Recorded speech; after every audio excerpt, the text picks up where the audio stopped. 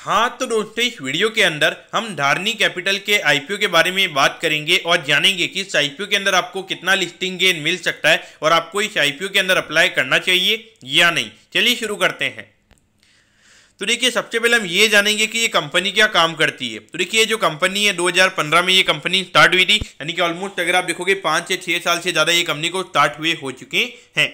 तो देखिए, जो कंपनी है, कंपनी 4 तरीके की जो सर्विसेज होती है वो ये कंपनी प्रोवाइड करवाने का काम करती है। पहला अगर आप देखोगे, जो म्यूचुअल फंड का जो डिस्ट्रीब्यूशन वाला काम होता है वो ये कंपनी करने का काम करती है। उसके अलावा एफडी का जो डिस्ट्रीब्यूशन वाला काम होता है, यानी कि जो थर्ड पार्टी वगैरह होते हैं तो उनके थ्रू यहाँ पे एफडीज करवाने का ये कंपनी काम करती है। फिर रियल इस्टेट का जो ब्रोकरेज वाला काम होता है वो भी ये कंपनी करने का काम करती है। और उसके अलावा जो टेक्निकल कंसल्टेंसी वाला जो काम होता है वो भी ये कंपनी करने का काम करती है। लेकिन अगर हम कंपनी के काम की अगर हम बात करेंगे तो हमें यहाँ पे म्यूचुअल फंड का जो डिस्ट्रीब्यूशन वाला काम होता है वही हमें यहाँ पे कंपनी का नजर आता है। अभी अगर हम करंटली कंपनी के टोटल स्टेट की अगर हम बात करेंगे तो 11 से भी ज़्यादा स्टेट के नाम कंपनी का प्रेजेंस नजर आता है। अभी करंटली 300 से भी ज़्यादा क्लाइंट्स हमें यहाँ पे कंपनी के नजर आते हैं। और करंटली अगर हम टोटल एयूएम की अगर हम बात करेंगे तो टोटल अगर हम एयूएम की अगर हम बात करेंगे तो 200 करोड़ के लगभग का एयूएम हमें यहाँ पे कंपनी का नजर आता है। इसके अंदर अगर हम म्यूचुअल फंड के पोर्टफोलियो की अगर हम बात करेंगे तो लगभग 63 करोड़ के लगभग का एयूएम हमें यहाँ पे कंपनी का म्यूचुअल फंड का भी करंटली नजर आता है।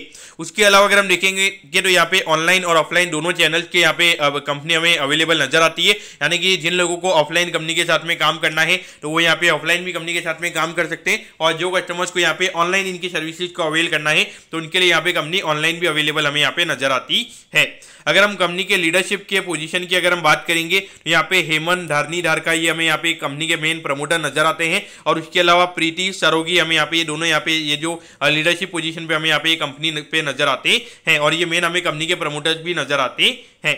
अगर हम कंपनी के टोटल अगर हम बात करेंगे कौन कौन से म्यूचुअल फंड ये कंपनी सेल करती है, देखिए यहाँ पे आईसीआईसीआई, एसबीआई हो गया, एक्सिस हो गया, एचडीएफसी हो गया, ये जितने भी थर्ड पार्टी म्यूचुअल फंड है, यानी कि जो मेन जिनके म्यूचुअल फंड है तो उन्हें ये कंपनी सेल करने का काम करती है। यानी कि ये कंपनी थर्ड पार्टी है और ये जो मेन जिनके म्यूचुअल फंड है वो ये कंपनी सेल करने का काम करती है। और वहाँ पे जो नॉर्मली अगर आप देखोगे जो ईएम वगैरह होता है तो इसके बेसिस पे यहाँ पे कंपनी को हर महीने कमीशन मिलता है और वो यहाँ पे मेन कंपनी की अर्निंग्स रहती है।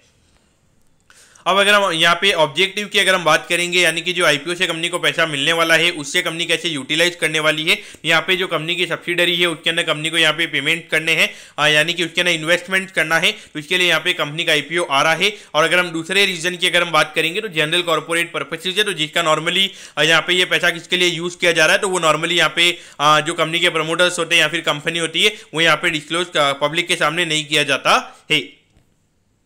अब अगर हम कंपनी के प्रमोटर्स की अगर हम बात करेंगे तो देखिए हेमंत धारनी धार का और यहाँ पे प्रीति सरोगी जी, ये दोनों में यहाँ पे कंपनी के प्रमोटर्स नजर आते हैं।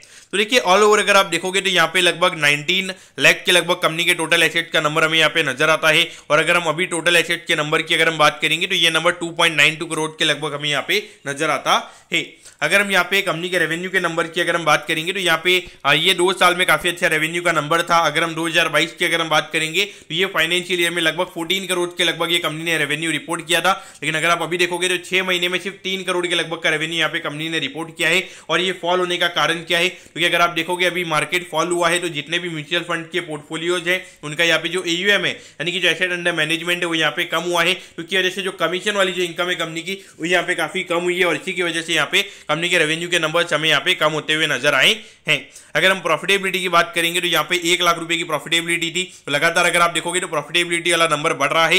लेकिन यहाँ पे 58 लाख रुपीज का प्रॉफिट यहाँ पे कंपनी ने 6 महीने में कमाया है, जो कि इंडिकेशन दे रहा है कि लगभग 1.2 करोड़ के लगभग का नेट प्रॉफिट का नंबर यहाँ पे कंपनी का हो सकता है। और देखिए लगभग 40 से 45 करोड़ के मार्केट कैप पे ये कंपनी का आईपीओ आ रहा है, क्योंकि इंडिकेशन दे रहा है कि लगभग 30-35 के पी रेशियो पे हमें यहाँ पे कंपनी का आईपीओ आता हुआ नजर आ रहा है। देखिए फाइनेंशियल्स की अगर हम बात करेंगे तो इतने अच्छे फाइनेंशियल्स हमें यहाँ पे नजर नहीं आते हैं।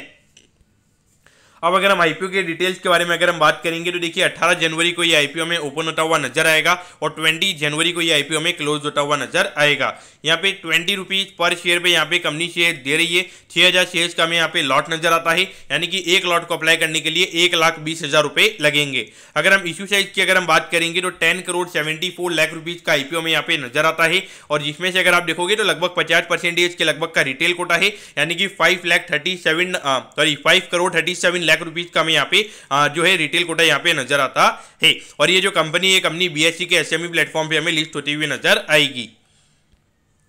अब अगर हम यहाँ पे टाइम टेबल के बारे में अगर हम बात करेंगे तो देखिए यहाँ पे 25 जनवरी को आपको पता चल जाएगा कि आपको अलॉटमेंट मिला है या नहीं। अगर अलॉटमेंट नहीं मिलता है तो 27 जनवरी को रिफंड मिल जाएगा और 30 जनवरी को आपके डीमैट अकाउंट में शेयर्स आ जाएंगे अगर अलॉटमेंट मिलता है। और 31 जनवरी को ये कंपनी हमें लिस्ट होती हुई नजर आएगी, यानी कि 1 फरवरी को बजट है और उससे एक दिन पहले ये कंपनी हमें लिस्ट होती हुई नजर आएगी।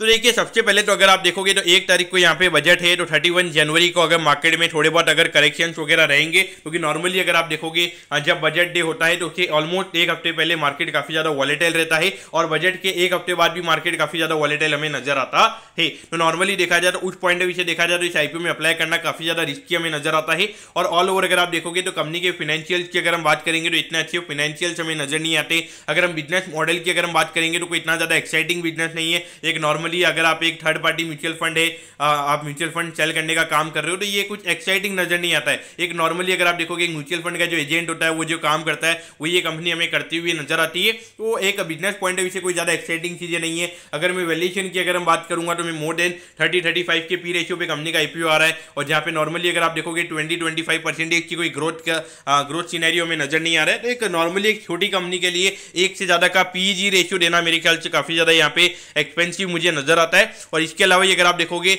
जो एक एरिस्टो बायोटेक करके आईपीओ इसी टाइम हमें ओपन होता हुआ नजर आ रहा है, वो कहीं ना कहीं यहाँ पे इसके मुकाबले काफी अच्छा है। तो वहां पे मुझे लगता है कि डिमांड काफी अच्छी हमें देखने को मिलेगी। तो उस पॉइंट ऑफ व्यू से देखा जाए तो मेरे ख्याल से आपने वहां पे अप्लाई करना चाहिए। मेरे ख्याल से यहाँ पे अप्लाई नहीं करना चाहिए, यहाँ पे ज्यादा रिस्क मुझे नजर आ रहा है। मैं तो एरिस्टो बायोटेक के अंदर ही अप्लाई करने वाला हूँ और ये जो धारनी कैपिटल वाला आईपीओ है ये मैं टोटली अवॉइड करने ही वाला हूँ। तो दोस्तों मैं कहता हूं कि धारनी कैपिटल सर्विसेज के आईपीओ के बारे में आपको सब कुछ समझ में आ गया होगा। अगर आपकी कोई भी क्वेरीज है आप कमेंट कीजिए, मैं जरूर आपके कमेंट पर रिप्लाई करूंगा। ओके दोस्तों, thank you, have a nice day.